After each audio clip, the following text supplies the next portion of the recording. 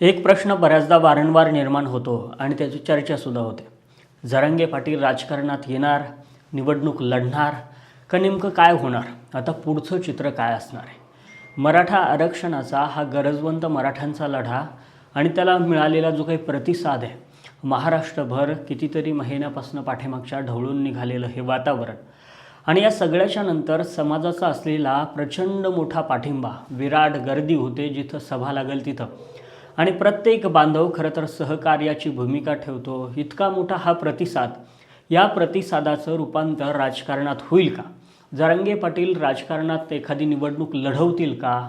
आणि ते तशा पद्धतीनं वाटचाल सध्या सभांची चालू आहे का काय? अशा पद्धतीनं बरंच काय सोशल मीडियावरती येत असतं. पण हे सगळं जरी खरं असलं ना, तरी दुसऱ्या बाजूनं विचार करायला झाला तर जरांगे पाटील यांचे स्वतःचे काही बाईट आहेत. ते म्हणतात की बाबा मी राजकारणात जाणार नाही, समाजानं मला तिकडं ढकललं तर मी तिकडे जाणार नाही, मी तिथून पळून कुठंतरी हिमालयात वगैरे जाईन, पण राजकारणात जाणार नाही, अशा पद्धतींची त्यांची काही वाक्य समोर येत आहेत.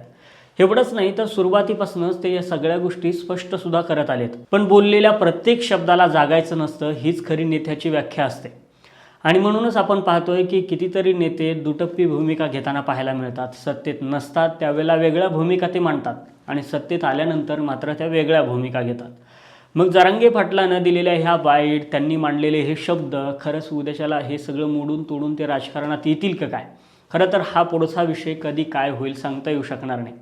पण तरीसुद्धा प्रामाणिकपणे जरांगे पाटलानं हा लढा आजपर्यंत तरी कायम टिकवला आहे. कोणाचाही कसला रुपया न घेता, कोणत्याही प्रलोभनाला बळी न पडता आणि इतका प्रतिसाद लोकांचा असताना सुद्धा त्यांनी हा लढा प्रामाणिकपणे आजपर्यंत तरी टिकून ठेवला आहे. दुसऱ्या बाजूनं विचार करायचा झाला तर मागून न्याय मिळत नाही, त्यापेक्षा सत्तेत जाऊन खरं तर बदल घडवता येऊ शकतो आणि सत्तेत जाऊन बदलाचा भाग होता येऊ शकतं.